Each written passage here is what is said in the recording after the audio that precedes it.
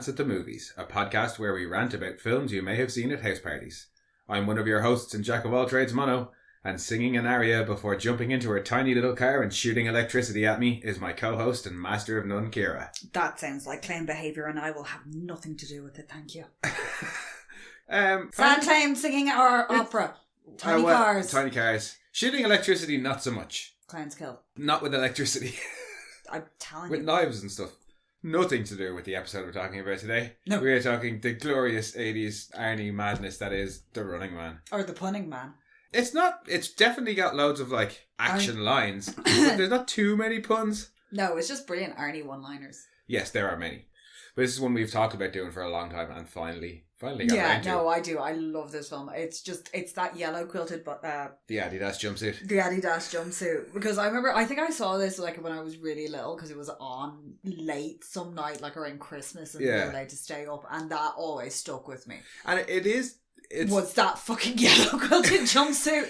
And also it's because it's like the Crystal Maze and I love the Crystal Maze, the Richard O'Brien era Crystal Maze. And there is no other Crystal Maze.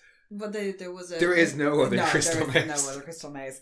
It's a bit like that as well, but with ridiculousness, like even more. And it is like an adult film, but like I think I watched this as a kid too because it's violent, but it's silly violence. Like, you know, because the whole thing is this game show and the way the game show is framed, it's very easy to not take the death seriously. But it's also really easy as a kid to just go, look at that, and miss the entire political overstory that's going on. I mean, I kind of, well, not that I missed it, but I haven't watched this I think the last time I watched it was probably when it was set. So I remember being like, oh, it's Running Man year, let's watch The Running Man. The whole world of the game show and the get me the president's the agent and the federally or the court appointed theatrical agent. Yeah, it's all. I mean, Principal Feeney? No, Principal Feely. He's the principal from the first few episodes. He's the one that gets eaten by when they think they're hyenas or they're possessed by hyenas. Yeah, the hyena spirit ones. Yeah, Xander doesn't eat them though, and they eat the school pig. Yes.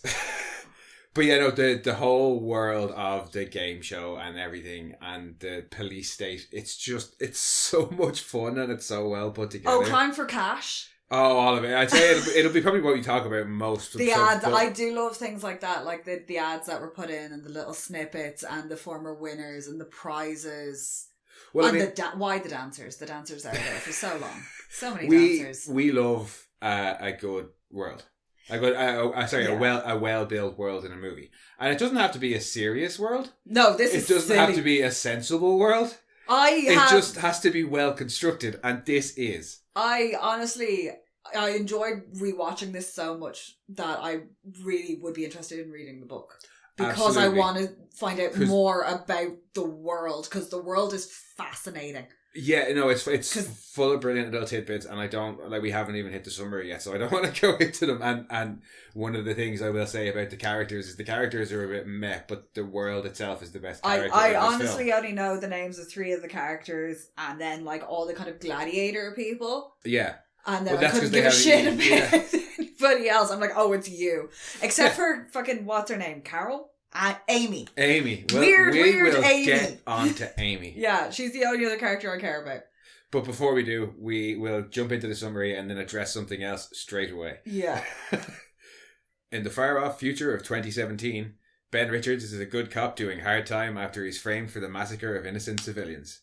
Nearly 2 years later, he escapes from prison with the help of some underground resistance members, only to be recaptured and placed on a brutal state-run game show, The Running Man, where he must avoid the famous armed and dangerous stalkers and somehow try to clear his name.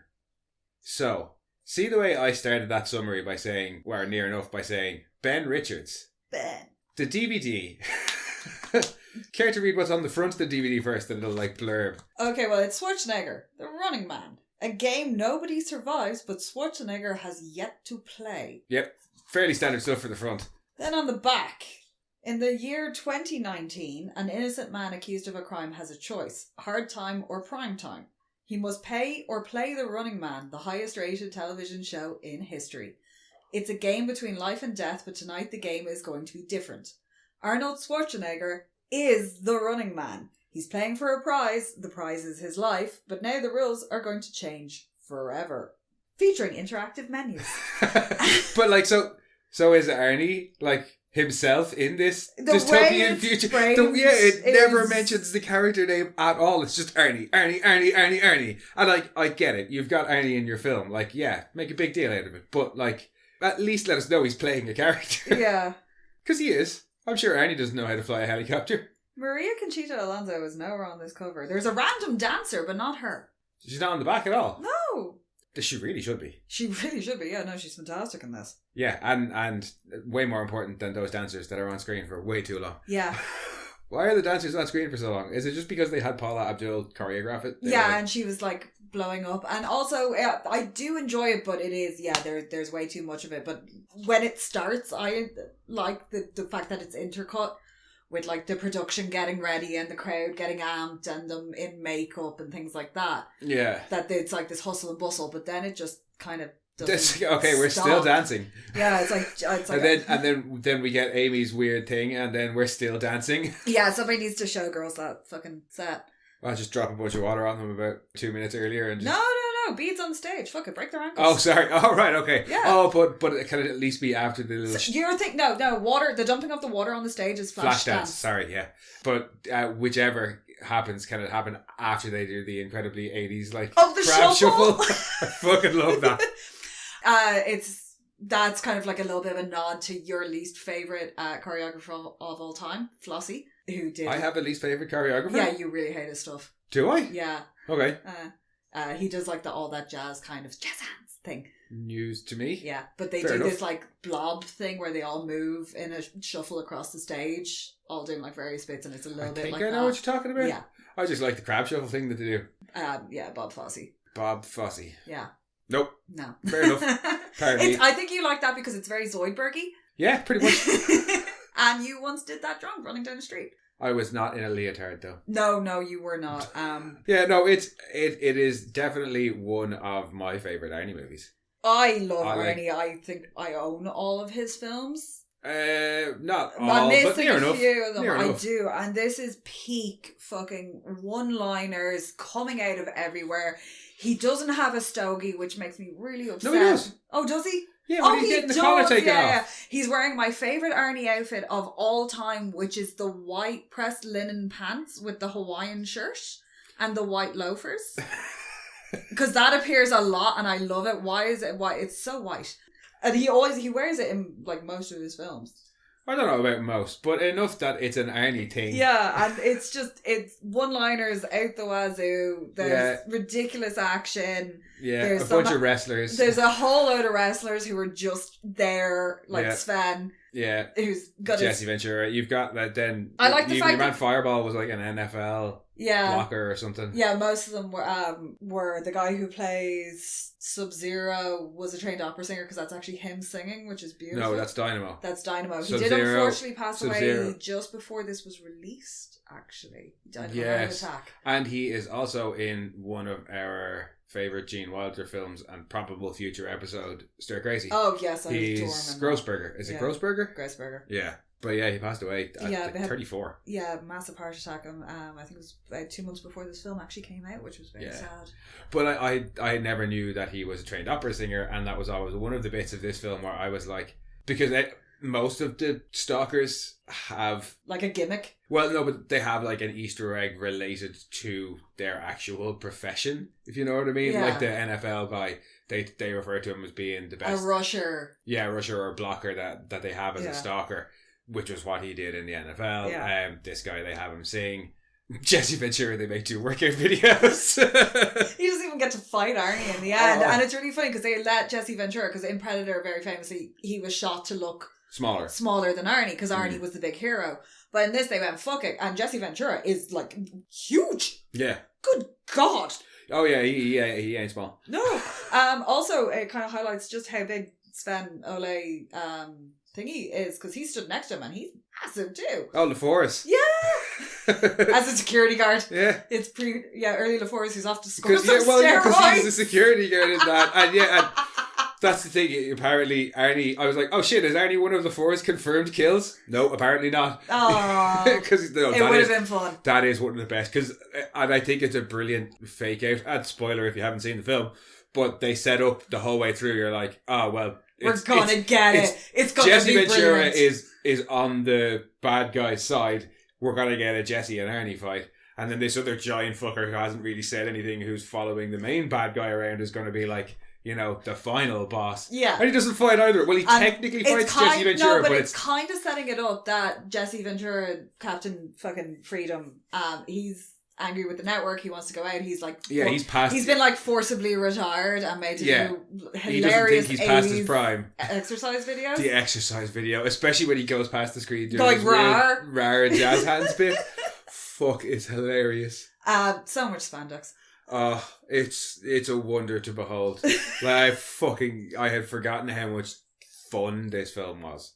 A lot of the advertising reminds me so much of the TV in GTA 4. Yeah, like the random ads you used to get. The climbing for dollars bit. Yeah, where your man's in the razor wire fence with the Dobermans trying to climb her up and hold on to as much cash as you can. Yeah, yeah. And even the bits about like turning in your family for credits and stuff. Yeah. It was like, is somebody in your family like, or sending them back in for re-education as well. Well, that's when when Ben shows up to what he thinks is his brother's apartment. It's where nobody on that point. Bowflex. Why? No, my favourite thing to do with the Bowflex is when he ties her to it. Well, but after he's tied her to it. And he says about using her credit card to book the flights to Honolulu or whatever. Or her travel pass. Yeah, he's like, and you're going to come with me. And she says, why would I do that? And he just picks up the Bowflex, he like rips it out the floor and says, because I'm going to say please. He's such a dick. And then about fucking 2 minutes later, he's like, don't forget, I can snap your neck. Yeah. And it's like, okay. Well, I mean, at that point he is being threatening because that's what he needs to do. Yeah, well, he's the Bakersfield butcher because he's been set up to fucking look like he killed a whole load of unarmed protesters. Yeah. That prison is hilarious. Why don't they have GPS in the little electro collar things? So many things could have been solved as well by just hooking in a little electroshock so that when the prisoners rioted, you could have zapped them all in one time. Why isn't there any walls? Oh, it's because they're moving them. It's like a mining thing. All right, okay. Because it's just like, but I mean, even a fence. Yeah, but but dog shock collars existed at this point. Like that would have been more effective. It would have at least incapacitated them because your man got pretty far before his head blew up. Well, no, he didn't get that far. Like he was only about 50 foot from them. But yeah, no, the collar thing. I don't know, I think, is it maybe just to set up that Vice is the computer guy? Yeah. And the satellite uplink guy. And that, like, I mean, he's already kind of said it. Uplink underground. Shove it up your ass. No, if you don't stop talking about the uplink, I'll put you underground. Not even his best one in this movie. Oh, it's fucking great. I honestly couldn't. I don't care. There's like the curly haired guy with the glasses who's the nerd, and there's the other guy who, I don't care who either of them are. So here are the notes that I wrote. So somebody gets their head blown up. Ben, hero. Amber, heroine. Vice, sidekick A. Lachlan, sidekick B. Killian, bad guy, but also kind of fun. And then I just listed the stalkers. Yeah, but the sidekicks are barely in it. I know that Mick Fleetwood is in this. Don't care. Dweezil Zapp is in this. Couldn't give a shit. No, I kind of like the Mick Fleetwood thing because A, they kind of drop hints that it's actually supposed to be Mick Fleetwood. Leading the resistance. Yeah, the resistee. They let him use his own accent. And he says, you arrested all my friends and burned my songs to Arnie when he realises he's the cop. But what I much prefer is the bit later on when he turns and says to one of the other, when they're in the like studio at the end and uploading the stuff to the satellite. Yeah. He turns to one of, it might even be to Dweezil, and he says, the calm is yours, Mr. Spock. And your man's like, what? Mr. Spock? Huh? What the fuck? It's like, yeah, no, dude, we know who it is. We know, but he doesn't because it's 2019. Yeah. But yeah, no, I mean, they're only in it for 2 scenes. Yeah, like, they're there. It could have been anybody. Yeah, no, it's not. Like, it's not about. That's what I think. That's why they're cameos. It was like this is whatever that we only need them there because we need 1 or 2 extra Resistance characters. Yeah, so why not get Dweezil Zappa and Mick Fleetwood? Yeah, especially Dweezil Zappa to be in the Resistance. Like, I do appreciate it, but at the same time, I really don't care. Yeah, if it was in anything else, if it was in something that was more serious, I'd be like, oh yeah, cool. Like, but I can't take them seriously. Because everything else is ridiculous in the 80s and massive shoulder pads and very tight collars and there's so much madness going on around them. In particular, the shoulder pads on Amber when she's talking to Amy. Oh god, yeah, the suits and everything. And they're there in their kind of standard resistance outfit of guerrilla military gear that's been cobbled together and one of them's wearing a beret because one of them always has to wear a beret. Yeah, they've not made really in any this like effort. kind of weird, like it's not really specified where any of this is going on because he's in a quarry and then he's in a tunnel, then he's in an apartment. They say in the opening, they're in a big pyramid building. In the opening crawl thing, they say that like the country is split up into like smaller police states or whatever. Yeah. So presumably all the names would have changed. It's not X state or Y state anymore. No, but there's no even setting like it's a city or something like that. No. There's no real indication of like what exactly is going on except for that really, really funny wire grid of Bakersfield. So they're presumably in California. Oh yeah, that'd be a good point. I mean, as we well know, my American geography is shit. It's but part that's of a the good point. Badlands in GTA 5, I think. Bakersfield. Yeah, no, that doesn't really bother me too much. The lack of a specific kind of setting, because most of it is in the main thing is in the show, the show arena, like. Yeah, because you do get the exterior crowd scene where they're watching it on the big screen, but that tends to be in kind of ghetto-y, slummy type locations. Just by the people that are there watching it. I think that's the implication, is that it's basically you're either kind of working for the state and the network, yeah, because, and okay and well off, or you're one Amber of the is. She writes the jingles. She writes the jingles. And I could be wrong, but I think her apartment might be in the same complex. I have no idea. I'm so confused. They cut to that pyramid building an awful lot. I love the fucking Maserati limo, though. I don't love the Maserati limo. So it looks 80s. horrible. It's so but 80s. So many things are like you absolutely know that even though it's set in the future, you absolutely know it's an 80s film because everything is just so 80s. The hair, the makeup, the shoulders. Yeah, the shoulders, the music, and of course the wardrobe. Oh my god, the wardrobe is ridiculous. But yeah, I think that it is supposed to be, you work for the state or the network, or you are a citizen and hope somebody doesn't shop you live for in something. the slums and hope somebody doesn't shop you for something. Yeah. Like poor Brent's brother who gets sent off for re-education. Yeah. That was something that we started to talk about before we got distracted by the Bowflex. Whatever that means. But, they mention it once, or there's one or two other mentions to re-education as well. And I think it's just, all I have in my head is Ned Flanders being like, you got to go for re-education. Yeah, basically. Yeah. Well, no, I'd say it's more just gulag. Yeah. You know? I do love the fact that they got Amber's apartment, right? She just walks in and starts shouting at everything and it turns on. There's a couple of things that they got right when it comes to like future predictions. Like that is also the voice command, obviously. Yeah, she walks around and that absolutely is a thing now, but it's just one thing that does shout it all. out. Yeah, you shout at Alexa, or you shout at Siri or whatever, and it does all of the things for you. The fake fight between Ben and Captain Freedom at the end between Arnie and Jesse, all the computer generation thing. the deep fake stuff. Yeah, and obviously the insane reality TV. Yeah, Takeshi's Castle wishes it could. Takeshi's Castle basically did. Like, do you not remember the stepping stones literally used to like break people's legs? This was based on an early 1980s Japanese game show Of course it was. called the Trans-American Ultra Quiz. Oh god. Don't ask me why. Because it featured contestants who were tortured in various ways. The prize went to whichever contestant could stand the pain/humiliation the longest. Well, perhaps they have a game show where you have to spend like 3 days locked in a room with a red panda, which, while adorable sounding in theory... Yeah, not great in practice. No, they like to smash things when they're mad. Yeah, I can see why this was based on a Japanese TV show. I still prefer the Crystal Maze. Crystal Maze is a lot less violent. Yeah. You can also see there where like things like the Hunger Games drew a lot of their influence. Yeah, well, that they talk about that in the trivia, that like it inspired the Hunger Games, and I'm like, the fuck it did. That's Battle Royale. Yeah. Maybe well, some elements of both. It is a mash of both. Yeah. But I was like, nope, damn, Battle Royale.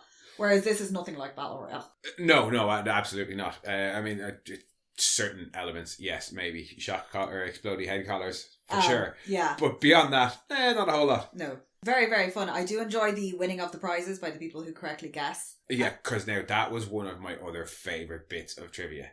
that I discovered was that... Oh, yeah, they pull up a lady. It's really weird because when they're watching the game show and they pull up this lady and she's like, oh, I think blah, blah, blah, this stalker will get the next hit in. Yeah. And she wins like a toaster set or something. Home stereo or something. But Yeah. Cuddly toy! You get to ask. It seems to be he picks somebody out in the crowd and say, you pick a stalker. Yeah. And they send that stalker in, and if that stalker gets hits and or kills, you win prizes. Woohoo! And when we were watching it and she won the home stereo, I was like, holy shit, that's like Smash fucking TV. That crazy 90s arcade, we used to play it on a PS2 arcade combo. I was not thing. allowed to be in the room when it was being played because I got incredibly vocal. No, you were and you weren't. You were only allowed to be in the room if me and Bren were playing and Kiva was there also. So Kiva could scream at Bren and you could scream at me, and I wasn't the only person getting screamed at. Because get the prize! Get the toaster! Get the fucking toaster! While I have like a bazillion enemies coming at me. There's only 2 buttons and a direction pad. There's about 15 fucking toasters, so I don't know which one you want me to get. You had a flamethrower. You just circled with the flamethrower and then ran out the door. No toaster was ever good enough for you. No. But yes, I was fucking delighted to find out that not only did this film inspire American Gladiators, but apparently it also inspired the arcade game Smash TV. And I was like, you fucking bet it did. Absolutely had Smash TV vibes the whole time I was watching it. I think as we played Smash TV, we were like, this is like the fucking Running Man. It's so fun. I just love the whole theatricality behind basically murder, televised fucking murder. Because when they're going through, when you get introduced to the host of the show, who's Killian, played by Richard Dawson, who apparently, according to ex-staffers, was a lot closer to Killian in real life. Yeah, well, he was a Family Feud. He hosted for years. For years and years and years. When they're picking the contestants. Mm. And they're literally just going through and being like, no, these people aren't like despicable enough or whatever. He's like, and I want real filth. And my favourite bit about that is when they're suggesting ones. She suggests, she's like, oh, what about those bank robbers or something like that from last week? You know, the ones who had the suicide pact. And he's like, well, did they kill themselves? Did they kill themselves? And she's like, well, no, they're in prison. And he's like, no follow through or not reliable. Have a problem with follow through. But yeah, they're like, oh, what about, Ben Richards? And they're like, oh, they'll never give us a military prisoner. Yeah, and we're not allowed to have military prisoners. And they're like, good news, everybody! He's on the run, like he's on the lam. And then it actually becomes like this mad, like, manhunt to find him. Yeah. Because the network seems to have as much power as the military to a certain degree. Like, they're able to arrest him. Or not arrest him. Well, no, they don't arrest him, but when he's arrested, they get him brought to them. And then he signs, he has a theatrical agent, that poor bastard. That's so funny. What I think it's supposed to be is like hang on, I do actually have the opening. The opening crawl is, by 2017, the world economy has collapsed. Food, natural resources and oil are in short supply. A police state divided into paramilitary zones rules with an iron hand. Television is controlled by the state, and a sadistic game show called The Running Man has become the most popular program in history. So they go on to say that they censor all other art. So the only form of media is the state TV. Yeah. This is the most popular show on state TV. This guy hosts it. So he is technically whatever part he of the says. government. He's technically part of the government, but he's got an awful lot of sway within it. So he can do things like he says, "Get me the president's agent" at one point. Get me the Department of Justice talent division. Yeah, get me the Department of Justice. And it's this very weird meshing of this government and this like massive theatrical conglomerate. But like you said, he's got the court-appointed theatrical agent. Yeah, it's this weird like Big Brother. Oh no, I love it because like, it does it mash of everything, all and it's all with points and ratings, and like he does have a lot of autonomy because he can make the nation fall in love with them. Well, yeah, and you see that when he gets a couple of phone calls from the department. Well, I'm assuming the Department of Justice, or whatever, and he's like, "Hey, look, like I know you're not happy with the stalkers getting killed on TV." But the ratings were dipping, and you said I needed to get the ratings up. He's like, you can't have it both ways, like and he does seem to be able to be like, no, this is really important for you, and I run the show here. Yeah. So he does seem to be able to even pull extra strings within the police state of like, no, get me that. I know we're not supposed to have military prisoners, but get me that guy. As they point out, they're like, well, he's actually not in custody, so whoever, it's finders keepers. Yeah, and then after either way, he's going to be punished. He's either going to go back to prison or he's going to die. Which, then after Killian gets the call after the two guys have been killed, and he's like, you can't have it both ways. Then he goes and calls Ben in the arena to be like, hey, I'm going to offer you a contract before the next guy gets to you, and like, we have to send in the heavies now because that's what the government are saying. Do you want to come on our side? Yeah. And then, you know what I mean? Then you can be one of the next stalkers. And it's just, I like that he does seem to have this massive... Yeah, we can use you. He's seeing that the crowd is kind of shifting towards him. Yeah, because I think that's after... He calls him after he calls up somebody else to be like, what stalker do you think is going to get the next kill? And it's one of my favourite movie tropes. It's sweet little old lady in pearls. Cursing. Yes! Yeah. Oh, I love it. I think Ben Richards is going to get the next kill. He's a mean motherfucker. Yes! Yeah. Oh, she's so sweet and she's so determined. It's like in the roast of William Shatner. Oh, Betty White. No. Fucking what's his name? Carl Reiner getting up and saying cunt. Yeah, and just looking so proud of himself. It's that she has that moment when she says motherfucker, and I love it. It's one of my favourite fucking tropes. It's little old lady being extremely vulgar. Yeah, no, I'm down for it. It's always good. Yeah. Yeah, but you can see like that from that point on, because he's like, no, you have to choose a stalker, and you can see the crowd are getting behind her, and he's like, okay, right, and like let's see what way we can spin this. After that, it cuts to the bookies who are taking all the bets. Yeah, and people start wanting to throw bets on Ben Richards. Everybody wants to throw bets on Ben Richards, and your man writes up. Change the odds. No, he writes up the odds of 100-1, and then starts taking all the bets on them. I know nothing about bookies. I don't gamble. Not a moral thing. Like I just don't gamble because I suck. Not a good idea. But yeah, I'm pretty sure offering 100-1 odds of him winning and then taking all the bets solely on him and then taking all the bets, I just no, that's gonna cost you, surely, especially when he does win. That's a paddling. That is a paddling. But does he win? Well, he calls the host of the show. Yeah, he doesn't win the game show. He definitely doesn't win the game show because we see what happens to the other winners. They're not in Honolulu. They are dead. Yes, I can't remember their names, even though they told us to remember their names. I think one of them was Ramirez. Was there a Ramirez? I don't know. There were 3 of them. There were 3 of them. They're all dead now. Yeah. I do like the fact that after they apprehend him in the airport, they just allow her to return to her day job. Yeah, and especially... And nothing's done about it. They're just like, oh yeah, he kidnapped her. We'll just let her go back to her place. Considering Ben's brother gets taken away for re-education. Yeah. We're not told why. So we're left to assume, or I'm left to assume at least, that it's purely because he was his brother. He knows him well and would say something like, hey, my brother wouldn't fire on a shitload of unarmed civilians. So gets taken away. They let her go home and then release a news report straight away that says he shot and killed a whole load of people. Or shot a bunch of people. I think she says they're in the hospital. He's gunned down. But yeah, it's like she escaped and is safe. But these 2 people he shot on the way in, and she's like, he didn't shoot anybody. And that's what sets her off on her mission to help him. And meets Amy along the way. Yes, before we forget Amy. Let's not forget Amy. Amy is out of fucking left field. Because there is no kind of gratuitous sexy bits in this. You have the dancers, but nothing is ever really focused on. Dynamo gets a bit leery and rapey. Yeah, there's nothing but up to major, that point, yeah.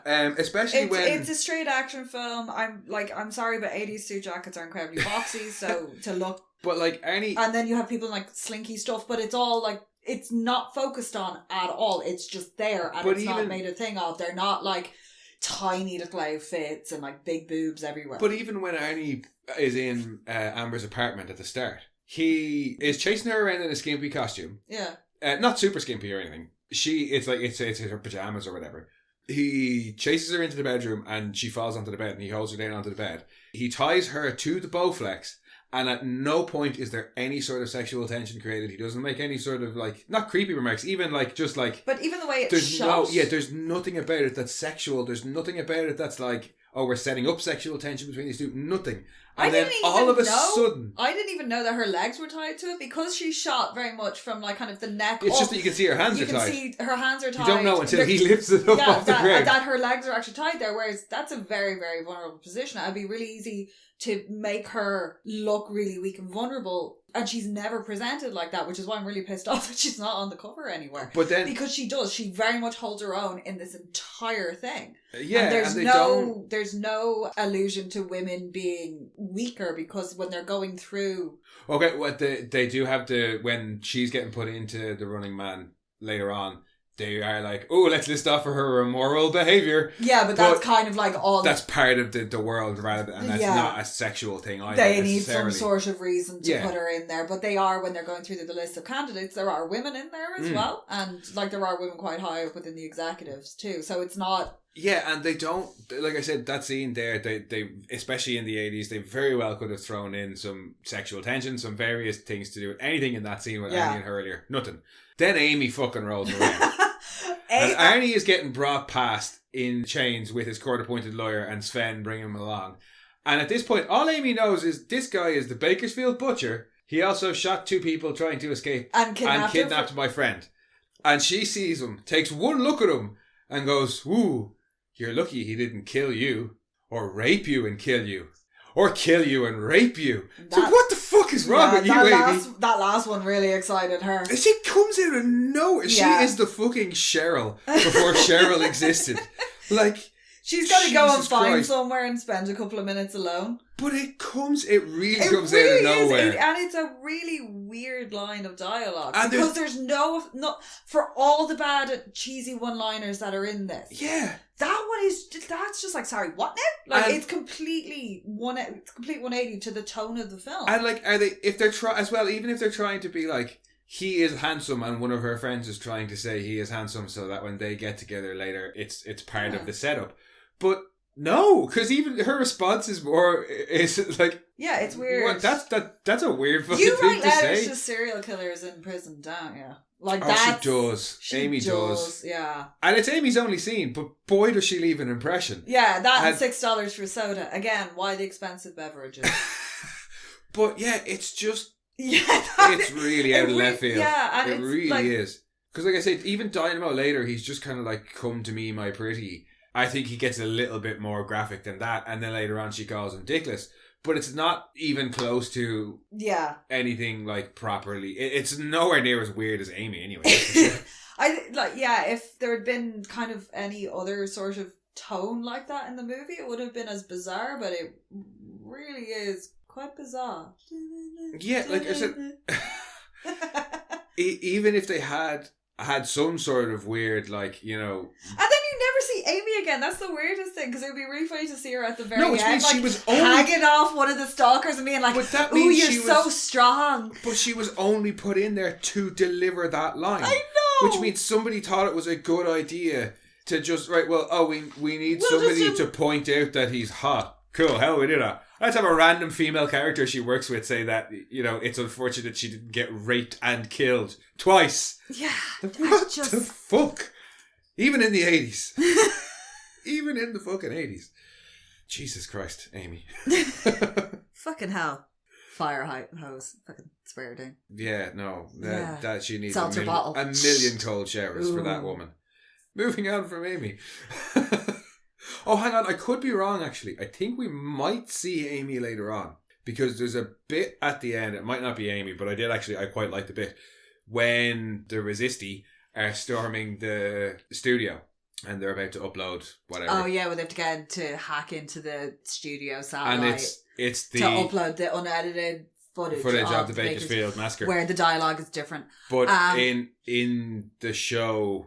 It's ended because they've played the fake fight between Ben and Captain Freedom. Yeah. And Ben has died, so Killian's wrapping up and he starts taking calls from viewers. And as he's like, oh, and we have our first caller here, and you hear the start of what she says, and it cuts to some of the guys running through the hallways with guns, and you see a woman on the phone that I think might be Amy saying the lines. She's the one on the phone to Killian being like, oh, it was such a great show and I can't wait next week. And then somebody else calls in. Yeah, of course they're all fucking staged. Somebody else calls in and you don't see who that is, but that person is saying, oh, I'd love to donate to the ICS state fund. How do I do that? Yeah, and he's like, oh, you're so great. Yeah, I love that little bit as well. Like the world of the show is so well put together in this. The action is great fun as well. Like we've barely talked about all of Arnie's fighting. It's good fun. It's Arnie's ridiculous action. From the moment it's more Total Recall than Predator or anything, but the grunting. So much of this, if you aren't paying attention to this when you're watching it, particularly the Jesse Ventura and Arnie fight. Oh yeah, there's some very, very like homoerotic grunting going on. Oh, you put some bass over that instead of the music that's and playing. a wah-wah pedal. Yeah. Harry Bob and Man ass. Yeah, that's pretty much. The grunting could just be like, what? Hang on, what? But it's more balanced out by Arnie's ridiculous lines. Oh, they're so good. But everything from the moment he arrives and they're trying to put him in the rocket sled thing to send him into the arena. Yeah. Like, and it's ridiculous. Like, they lower it down from the fucking ceiling. Yeah. And then the big neon tunnel. And also, is the first quad just surviving that entrance? Because... No, the dudes on the bikes and shit. Like all the guys who chased them randomly when they arrived. Well, no, just when they get to the bottom of the slide in the rocket sled thing. Yeah. Because you come out of that at some speed. Yeah, and it's just a shitty net at the bottom. Yeah. Yeah, no, I'm pretty sure that would snap most nets. Yeah, I'm pretty sure that's the first step. It's like, congratulations. Sorry, I thought you meant we're all the dudes who then like... No, because like think about it, you'd be fucking dazed as fuck, especially if you like whacked your head, because it doesn't look like they're in any sort of harness, and hopefully you come out right way up. Yeah. And then there's just guys chasing you. Well, I think are just kind of herders to get them into the right quadrant so they can send in the stalkers. Yeah. Seems to be the way. Yeah, they just kind of roam around. Yeah, and stop them from going back or hiding. They are the rodeo clowns. They are the rodeo. You brought it up the second time. I know. But in fairness, you've got to be a little bit unwell to be a rodeo clown. You do have to be a little bit unwell to be a rodeo clown. Oh, you have to be pretty unwell to be a stalker as well, in fairness. Some people just like murder. Some people do just like murder. Yeah. And I mean, I'd imagine in a dystopian police state, it's probably not hard to find people who enjoy murder. No. And then pay them to be on a game show. But then to have such a flair for the dramatic, particularly Dynamo. His little car. Oh, his little car. Well, Sub-Zero was a wrestler. Yeah, he was Professor Tanaka? Yeah. He was a wrestler through like the 60s through to the 80s. He was the tag team champion with Mr. Fuji? Oh, I don't know. No, we'd need Joe for that. Yeah. We would need Joe for that. I'm pretty sure, he was a tag team champion. Sorry, that's His Royal Highness, host of Hallmark of Greatness and Damn It Vince podcast, Joe, surname unknown. Yeah, because obviously then you've got Jesse Ventura in as Over the Hill Captain Freedom. I'm not sure who Buzzkill is, but he was probably a wrestler too. Yeah. Dynamo I don't think was a wrestler. No, I do enjoy how that Fireball has a rocket pack. Yeah, it doesn't seem that useful. And he definitely does not yell cut to commercial. No, he does not yell cut to commercial. Dynamo yells cut to commercial. Yeah, because he's like, oh shit, Fireball something's going wrong. Cut to commercial. My gas line. Kaboom! Yeah, that's what Fireball says. He does not sing. They run through, like you do get, which one sings? Dynamo sings. Sub-Zero goes in first. Sub-Zero goes up first, thankfully it's an ice... And I'm assuming he has to because that's the ice rink quadrant. Yeah, he needs to go first. And then you've got Dynamo with his wonderful light bright outfit. Yeah. Because he does look like a light bright set. And he goes in with Buzzsaw on the bike. Yeah, and he's singing and it's fantastic. Buzzsaw on the ice rink might have been interesting. That would have been interesting. Buzzsaw meets a rather unfortunate end and rather painful, I'd imagine, yeah. Dynamo kind of takes himself out. Yeah. Because he just drives up that hill that he really shouldn't drive Yeah, by up, the time they kind of get to Dynamo, it's like they've they've run out of gimmicks. It's like they've never made it this far before, and they're kind of are like, oh, well, no, everybody seems to be really excited. The crowd seem to be really excited about Dynamo, and yeah, he's a bit shit. He's just got a car and shoots bolts. And he only shoots bolts like once. Yeah. So Yeah. Yeah, it's like they've kind of run out of a gimmick, and the whole point is that if they've made it this far, he can just like run them over. I need to point out that this is a Stephen King novel, so it could have been a touch of Christine. It is a Stephen King novel, but even though it was published under Richard Bachman. Yeah, but when the producer who bought the rights for it, I think it was the producer, whoever bought the rights for it, they didn't actually know it was a Stephen King one at the time. They were just like, I like this Running Man book. I'm going to make a movie out of it. Yeah, so maybe it was a bit more like the car had more to do with it. Well, yeah, actually, that's the other thing that I would be interested in the book, because I'd imagine the book takes a slightly more serious tone. And I'd be interested to see the game aspect of it as well. And are the stalkers quite so theatrical? Yeah, no, well, I understand with this, it's very much gussied up for... Oh, and I love it. For like an American reality. It's everything that you would expect from an a 80s Japanese... Arnie action film. Yeah, geared towards a mass-produced reality show that's designed to engage the masses and kind of keep them stupid and compliant. Yeah. So it's bright lights and flashing things and explosions. Yeah, and dancing. Yeah, lots of dancing. Lots of dancing. Lots of dancing. But yeah, there doesn't seem to be... They're like, oh yeah, they have 2 hours to make it through all 4 quadrants, but there doesn't seem to be any sort of like final. Well, no, they say... There's no like big like grand exit or anything. Well, no, and there none is. of the quadrant, except for the ice quadrant, all the rest of them just kind of look the same. Oh, but you're supposed to make it through 4 of them in under a certain amount of time. It's like 2 hours. To the final zone. But that doesn't happen because Arnie's just trying to escape and ends up doing the whole resisty thing. Yeah. And they fake the ending of the show anyway, so it doesn't matter. So we don't get to see an ending of the show. No, I do like the fact that they just kept the winners in a closet. Yeah. Like, that's convenient. Like, literal skeletons in a closet. Yes. I was like, would you not just bury them in a shallow grave or something? Not keep them on site. Yeah, but I mean, they seem to hide all their dirty little secrets and important things in that arena, because that's also where the satellite uplink is, and that's also where the underground resistance are, or at least show up. Maybe they've tunneled in. I think they explain how they got there, but I can't quite remember. No. Yeah, anyway, everybody kind of converges on this arena. Yeah, that's fine. They're like, well, it's in somewhere located next to the massive... Well, no, facility. I mean, they do set up the resistance stuff early on, and they dot it kind of throughout, because you find out at the start in the prison that's what Vice is about, because they're like, come with us.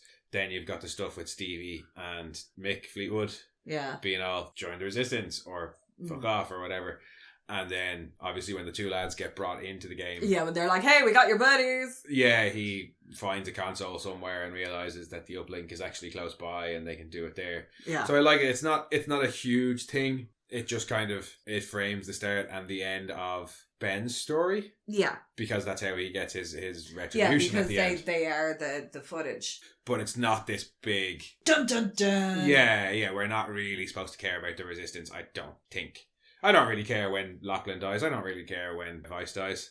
There was a character called Lachlan. Yeah, Lachlan. Oh, was he the other one? Yeah, he's the other one who didn't do yeah, he's the other one who He's the one without the glasses. He was the one who didn't do anything. Yeah, except die. Well, I mean, he talked about the resistance and stuff, but like, Isn't he the one who gets run over by fucking...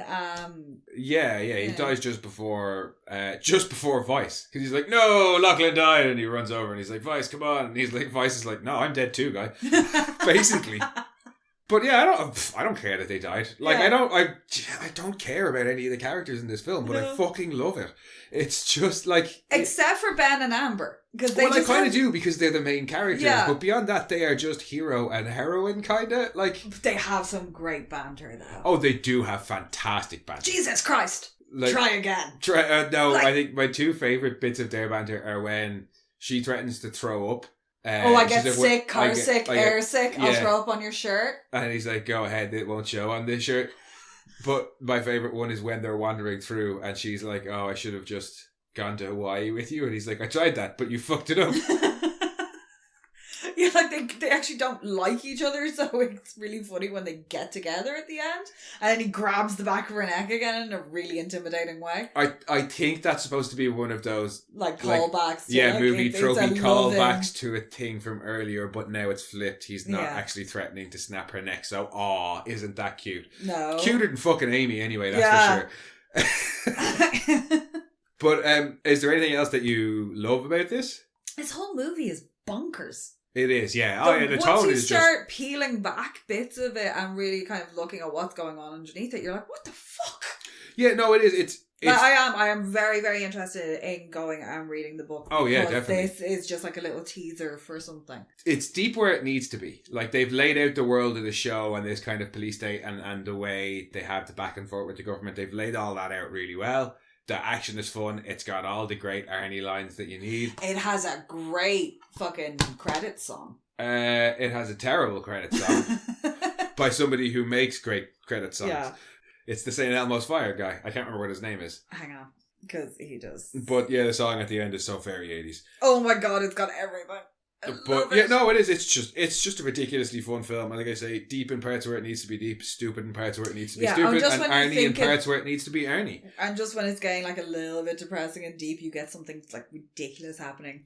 I love the fake somberness when the stalkers die and the whole crowd is like, John Parr. Oh my god. Sorry? John Parr. The St. Elmo's Fire guy. Yeah, with the whole somber when any of the stalkers die. And it's like, oh no, the wrong person died. This is terrible. Yeah, it's a moment of national mourning. Yeah. What about things we don't like? Is there any? Well, the dancing. The dancing that goes on for way too long. There's one or two bits where it's like, were they trying to pad it out? Like, I know the director had done TV work beforehand and was like... Hell, he was Starsky. Yeah. Maybe some parts of it didn't work out the way he envisioned, because that sequence, I do enjoy the start of that sequence, it just goes on for way too fucking long. Yeah, there was a bit... But is that him or is that the editor? Yeah, there was a bit in the trivia about Arnie not wanting... Yeah, he thought that Paul Michael Glaser was a terrible choice to direct because he was coming from this TV background and had no experience as a film director.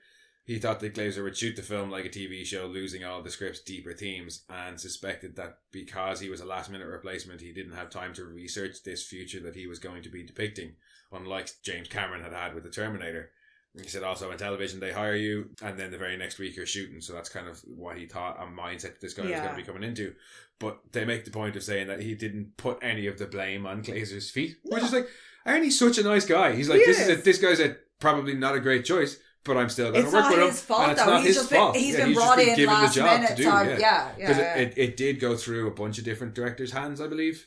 And one director wanted to have it take place in a mall, like the whole game show take place in a mall. Like Supermarket Sweep on crack. Yeah. I never played Manhunt. Now I just have this image of them running around with like giant inflatable things. It's like people on death row let loose in the mall to kill each other for entertainment purposes, I think. Oh, lovely. Yeah, I think that supposedly the idea for Manhunt came from that version of The Running Man that the director wanted to make but then didn't. Oh, okay. Wonder if that has anything to do with that weird game we used to play as kids. What weird game? Manhunt. No, that was just beating the shit out of each other in the woods. That's literally all Manhunt was beating the shit out of each other in the woods. There was no rules, there was no aim to the game. It was just you find somebody and you beat the shit out of them, and then the two of you go on and find somebody else and beat the shit out of them. No, Manhunt's a video game. But yeah, no, it went through a couple of directors' hands. I think he did a really good job. Yeah, no, I can see what concerns Arnie had, and I can see where maybe bits of that did creep in. I do think not in a bad way. His background working in TV served him, because all the back office kind of stuff that's going on, all the network side of stuff, is brilliant. Yeah. Like when you get to see the guy doing the announcing and what's his face, Kurt Fuller. Yes. His first acting role. Well, his first film acting role, anyway. I love him in this because he's like an executive assistant or something like that, and he's trying to like rein things in and steer things, and the poor makeup girl's getting fucking shouted at. Don't touch my hair. Yeah, don't touch the hair. And it's like, oh, okay. But that whole side of things feels really like realistic and grounded, which helps with the fantastical fucking farce that's going on. Yeah, no, I think Arnie's fears were maybe a little bit not so well founded. Because it's a really good film. But there's not much that I don't like about it. Amy being Amy. It's just weird. The dancing goes on for a little bit too long.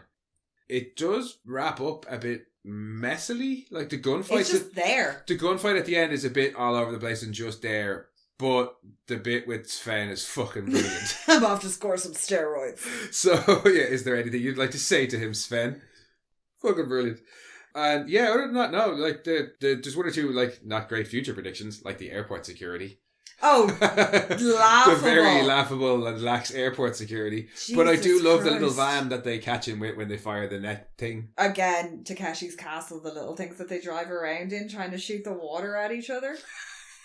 That hadn't even occurred to me. That's exactly where I went. I was like, oh my god, that and the urge to check it with a truck because it looks like a tuk-tuk. Yes, that was where I was going. I was more tuk-tuk. But yeah, no, I just I had a real great time rewatching this film. Like I just forgotten how much I enjoyed it more so than in not that any of the other films I hadn't. I think I had forgotten the joy that this film gives me. If this film was made fun. now, it would be so fucking serious and dark.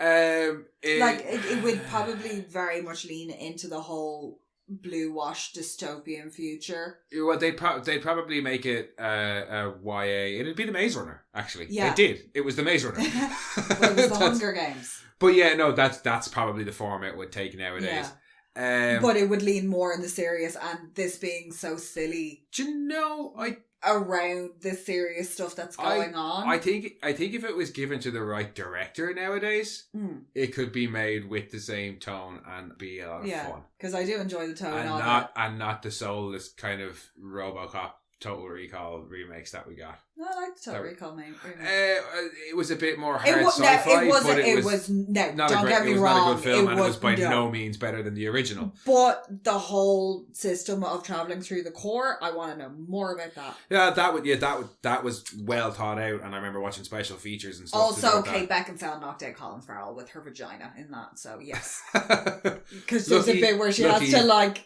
Lucky. Colin Farrell? Colin Farrell. Yeah. She like knocked him clean out. Yeah. It's hilarious. She could have killed him. Would have been a way to go. Would have been a way to go. Yeah, no, actually, now I do. I think if they had remade this 5 or 6 years ago, if they had remade this in 2017, it would have been a YA nightmare. Yeah. I think now in 2019. Either. He's arrested in 2017, and then this is actually set in 2019. Yeah. Yeah, I know. I said that in my summary. Sorry. I said the far future of 2017, and then 2 years later he escapes. Yeah. I do math. Better than you. But I think, if this was remade now and with the right director, I think, you could have... Leaning into the more absurdity. With the same kind of tone, I think you could make it a really fun film. Yeah. It doesn't need to be I would remade. like to have the inclusion of the Monty Python sketch of this man has chosen death by being chased by a group of naked women off a cliff. Just as like a bonus round, like where they're like, we have this guy has chosen like he's our honourable like sacrifice for the week or whatever. Yeah, not part of the main tournament, but here's like a bonus round. Here's a bonus round where it's somebody who's like, hi, I have this incurable thing and I want to choose the way I go. Yeah, somebody's Make-A-Wish. It's Make-A-Wish. Yeah, it's a really fucked up Make-A-Wish. Yeah, you can volunteer to go on the Running Man. There is. Yeah, there is. You can send in. Like, yeah. But they do say go out and commit a crime. Yeah. They're like, send in your volunteer application and then go and do something despicable. Yeah. So you do apparently have to be at least a criminal. Yeah, otherwise they can't justify it. But I did. I really... I don't think you have to be a criminal to go on Climb for Cash. No, I wouldn't think so. You just have to be desperate. Yes. But definitely. There is so many things that this inspired though, because there's numerous episodes of like Black Mirror, that mad one that everyone was well into during lockdown. Oh, Squid Game. That was after lockdown. But Squid Game was same kind of... Well, that was more Takeshi's Castle whittling them all down. That was Takeshi's Castle with death. Yeah. But considering that this was also kind of that. Yeah. I suppose Squid Game was kind of... Yeah, just thinking about it now, I actually never watched it. No, but there was distraction. Somebody let us know, is Squid Game the Running Man of the 2020s? Yeah. Do we not need a remake? Well, we don't need a remake, but there's so many elements of this that I've seen in like in Black Mirror episodes, all that sort of thing that are all sprinkled and this wasn't the first. Oh, by no means. Dystopian future where a contest that leads to death is the entertainment for the masses. Oh, hell, it wasn't even bread and circuses. Exactly. We've been doing it for fucking ages. For as long as we've been around. We've had stories based around societies focused on that for a while. Yeah. But Running Man is another one, and it's an excellent one. Yeah. But Good laugh. oh hell yeah! At the very least, you will be entertained. Oh yeah, it's Arnie. Yeah. It's one of Arnie's better ones. Now, it's one of Arnie's silly ones, but it's If one of you his better don't ones. like his one-liners, this is not the film for you, though, because there are so many. Well, I mean, if you don't like Arnie's one-liners, There's you a don't deal like with Arnie. yeah. Get the fuck out of here. Why are you listening to us for? Oh my god, when he's leaving to go off to his brother's apartment and he's got the fucking it's the World's Gym sweater. Yeah. Because, Because he owned it. Oh yeah. But the suspenders get me every time. Because I'm like, what are they holding on to? They're in his shoulder divot between his massive neck and his massive shoulder is this poor fucking suspender just there. It's a look. But look, start as you mean to go on and as you mean to finish. You talked about Arnie's clothes at the start of the podcast. Yeah. You can talk about Arnie's clothes at the end of the podcast. Yeah. But I think that about wraps it up for Running Man. Yeah. Thanks for joining us, guys. We will be back next week. Yes? Yes. As ever. Well, except for when we take breaks. But we had a good reason to take that break a couple of weeks ago. Yeah. Because as you now know, we have published our interview with Derek Robertson. If you haven't had the chance to check it out, it was great fun for us and really interesting to talk to the co-creator of the Boys comic. That's on both the MonoRants at the Movies feed and over on MonoRants at the Boys. But yeah, if you want, you can check out some of our previous episodes or our aforementioned other podcast. Otherwise, we will be back next week with the usual undecided, ridiculous rants about films that you may have seen at house parties.